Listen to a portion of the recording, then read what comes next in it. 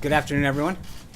I want to begin by taking a moment to recognize the more than 160,000 Allied troops who on this day in 1944 landed on the beaches of Normandy. Thousands of Allied soldiers lost their lives and thousands more were wounded during the fight to liberate Europe from Nazi control. We all owe the brave troops who were involved in this critical operation an enormous debt of gratitude for the freedom that we all enjoy today. Last night, the President was truly honored with the Vice President to host a reception and First Lady here at the White House to pledge our love, support, and undying gratitude to the Gold Star families who have experienced a similar sacrifice firsthand. The story of every brave man and woman who has paid the ultimate price, from the opening battles of our Revolutionary War to the ever-changing battlefields of today, is forever a part of our nation's proud history, and I hope everyone takes some time today to recognize the sacrifice that so many have made. Now, with respect to the schedule today, later this afternoon, the President will be hosting House and Senate leaders for a bicameral meeting to discuss his domestic policy agenda, specifically health care and tax reform. And later this evening, he will host a bicameral dinner of Republican members to discuss his recent overseas trip and the foreign policy challenges that he's ready to work with them to tackle. President Trump, as you know, has already signed in 36 individual bills into law, 14 under the Congressional Review Act. He passed the repeal and replace of Obamacare through the House, and the President has embarked on a historic first trip overseas, showing how quickly and decisively he's acting to rebuild America's standing in the world. And we've become the first administration since 1881 to confirm a Supreme Court justice within the first 100 days. Those are all things that I think will probably be discussed with some of these members of Congress today. And now that they're back from Memorial Day recess, we really look forward to carrying on with the agenda. On health care, as Sarah mentioned yesterday, we just don't have time to waste. Obamacare continues to collapse. I mentioned before, a third of the counties have only one provider on Obamacare. The average individual premiums have increased 105% on average from 2013 to 2017.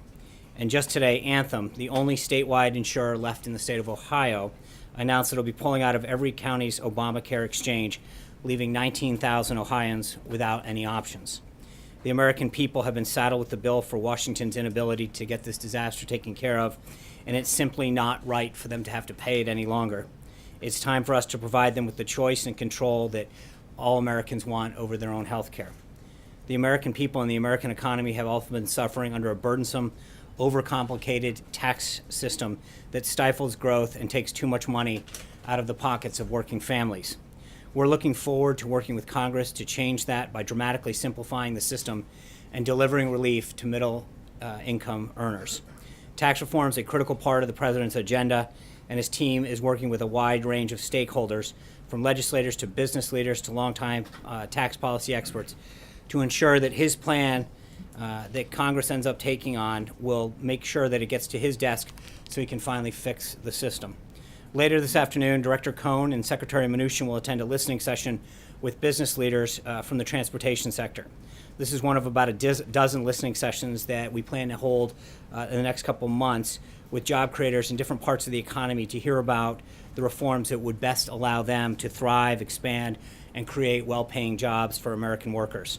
The Vice President is also meeting with legislators on the Hill today to discuss these next steps on all of the above policies. Elsewhere, the President's cabinet remains focused on acting his agenda in their departments and agencies. Secretary of Labor Acosta announced that the Department of Labor will strengthen its focus on preventing visa program abuse and take every available legal action against those who abuse the programs.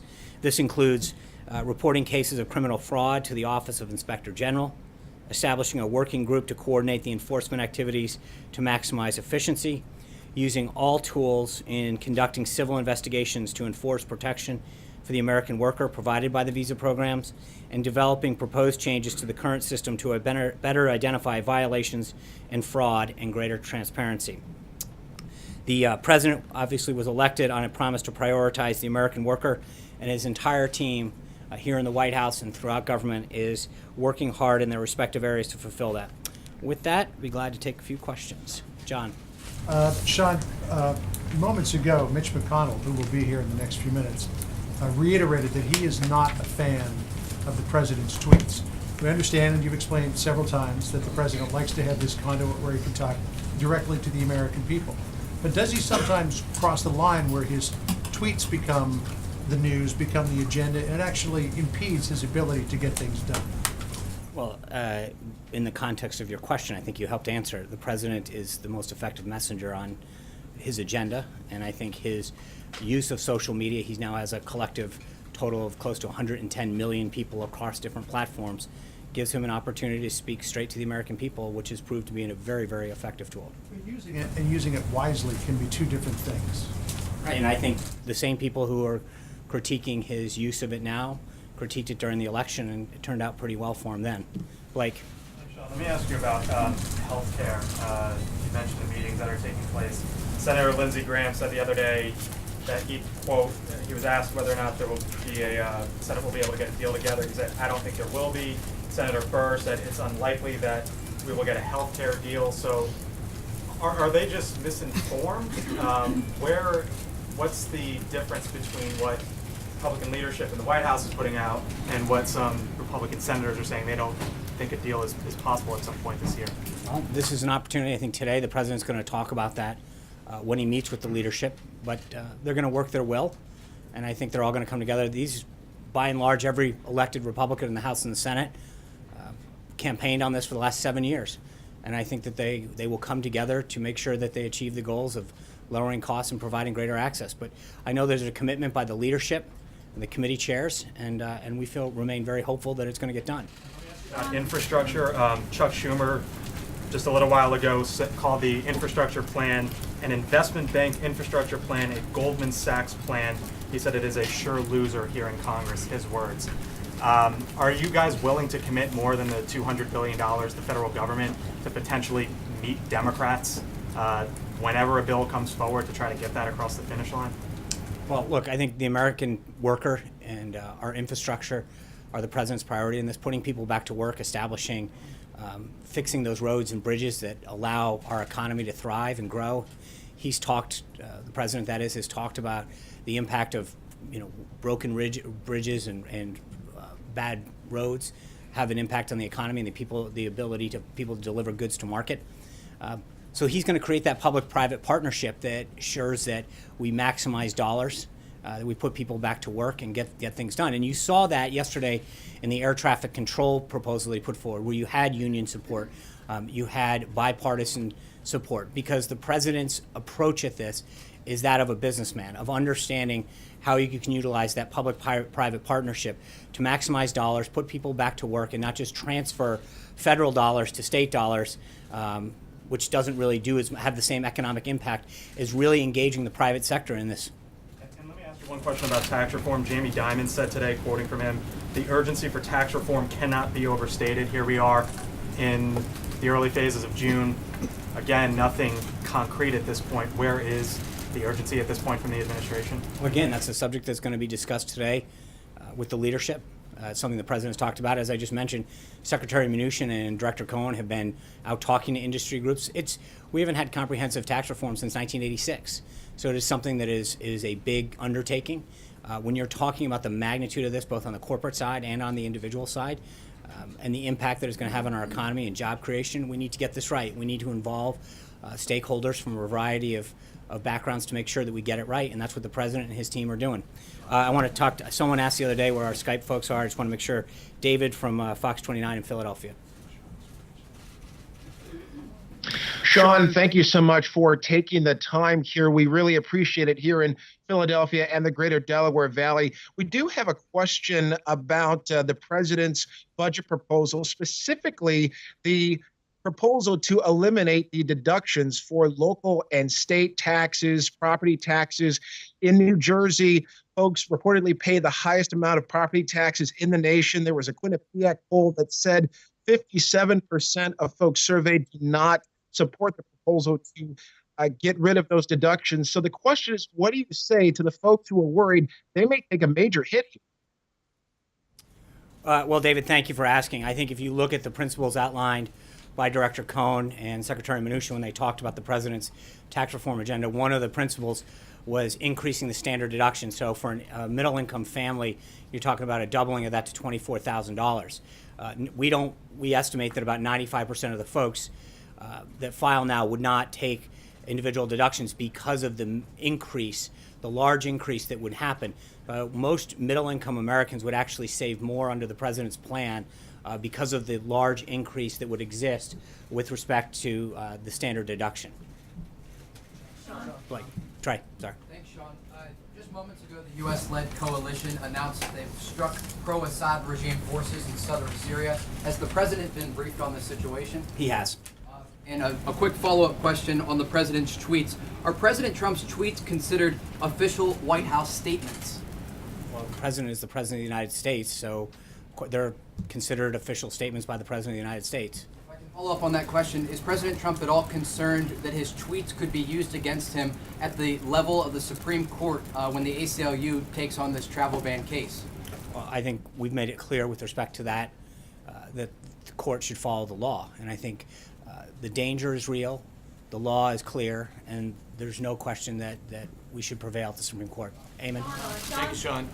Can you tell us where the president's going to be and what he's going to be doing on Thursday at 10 a.m.? Is he going to watch former Director Comey's testimony up on Capitol Hill?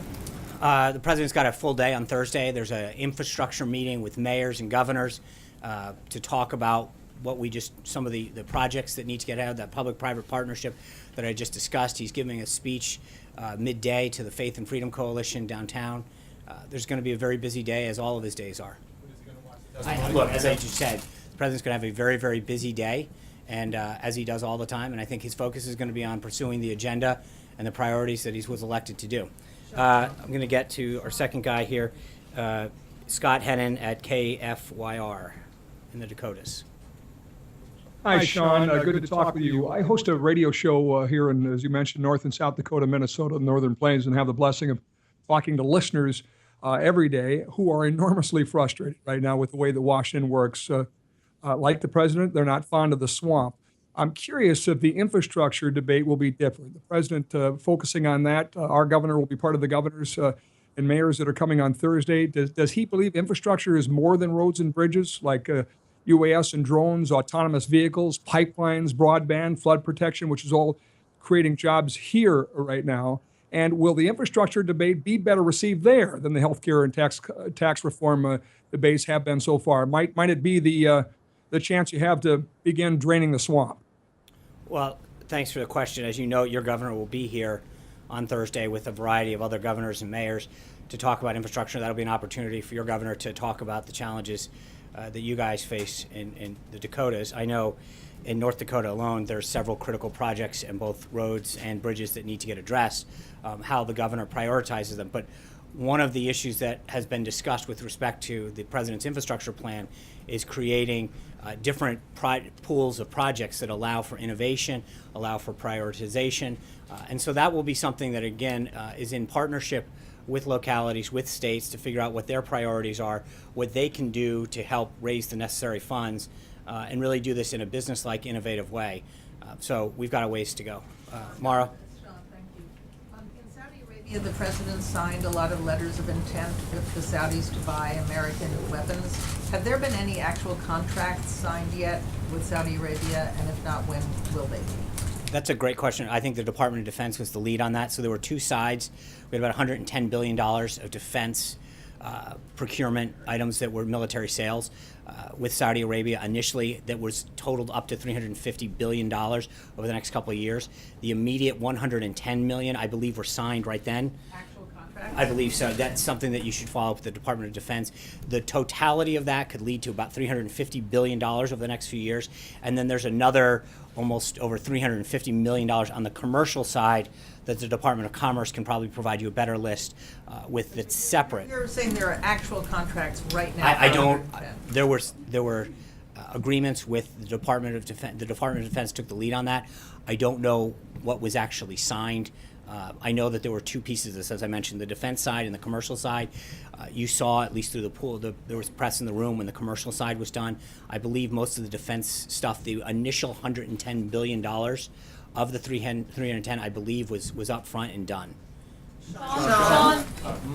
I wanted to ask about the president's tweets this morning on the Saudi-led isolation of Qatar. I had two questions. The first was the president seemed to be taking credit for the action, so I'm wondering if the White House actively encouraged sort of rupture among the Gulf states, and did the president or anybody in the administration speak to the Saudis before it happened about what was going to happen?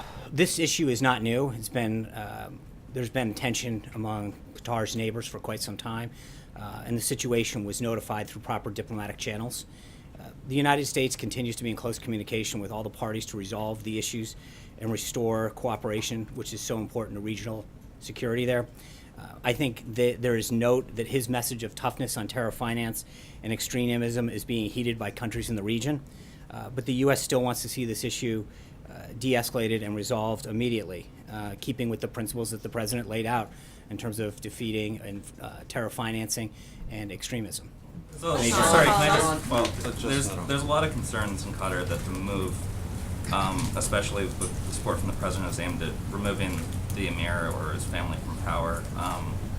Considering that the president believes that the government there is financing terror groups, would regime change there be beneficial or detrimental? The president had a very, very constructive conversation with the emir during his visit in Riyadh.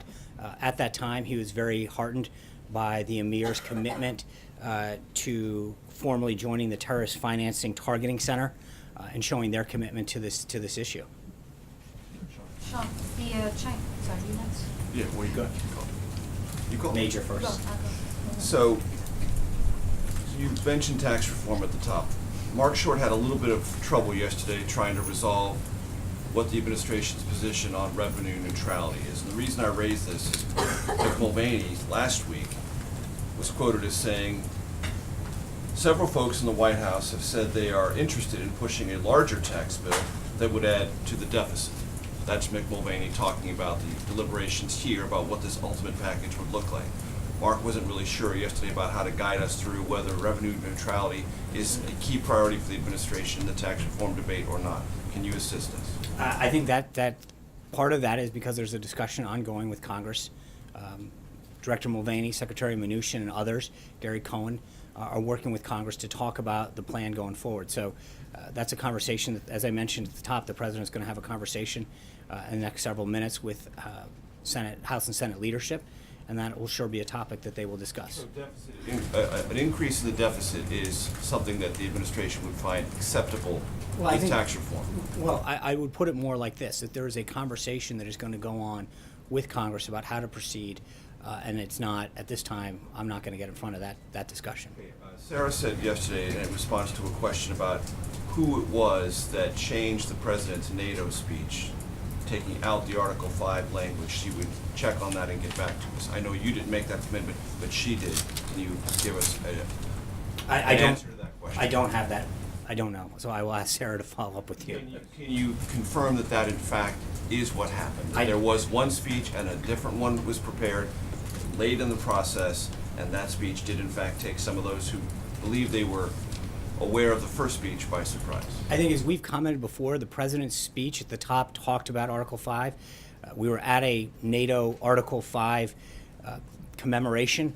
The idea that we would recommit ourselves to something that we were clearly there to celebrate seems a bit silly, but I don't know about the contents of the speech, but I think, frankly, it's a bit of a silly discussion because, as we addressed at the time, the president's presence at an Article 5 commemoration and his discussion about NATO invoking Article 5 for the first time ever after 9/11 pretty much speaks for itself in terms of our commitment to both NATO and all 13 articles that make up being part of that treaty. Would it be a silly exercise to find out exactly what happened?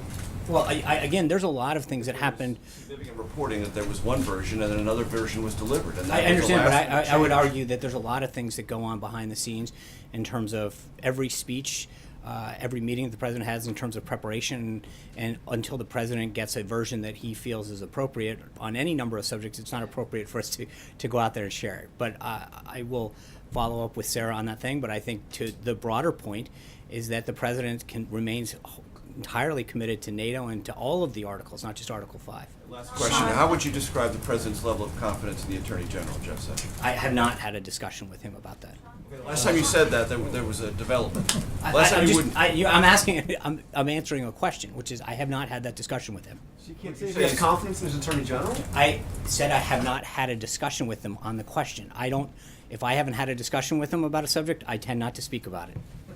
Sean, the Chinese government has rejected a call from the State Department to release 3 activists that were detained investigating a Chinese shoe company that Right. produced shoes for Ivanka Trump and others. Does the White House have any specific comment on these detentions? Does the president, does Ivanka Trump want to see these people released? I think the State Department has made it very clear the U.S. position on that. We'll continue to exert the proper diplomatic pressure on that. Hear from the president It's or a Ivanka State Trump? Department issue, and I would suggest that you follow up with them. Olivia, I'm sorry, hold on. Can I just You say wait. that London's mayor is saying that the president should no longer come on a state visit there? Are there any plans at this point? I know he's been invited. He Is has. still He's intending to been- visit at some He point? appreciates Her Majesty's gracious invitation. Thank you, Sean. Two on Afghanistan troops. Before the foreign trip, the president's first foreign trip, senior officials were telling us that you guys would unveil the results of the Afghan review and the president's decision-making after the foreign trip. Do you have a timeline for us? When can we expect this announcement? I think the president will continue to discuss that with Secretary Mattis, General McMaster, and others, and when he feels as though he's comfortable with the plan that he wants to push forward, we'll let you know. What does victory look like in Afghanistan? I think a stable government, us free from threats, and that's, again, I think we've commented on that before. We want to make sure that we root out all forms of terrorism and provide stability in the region. Dave. Sean, yesterday there was the first case of a leaker in the U.S. administration being arrested. The Justice Department announced the charges, and it seems pretty clear from reading her social media posts that she is an opponent of the president and his policies. First of all, was the president made aware? Did he have a reaction to this arrest?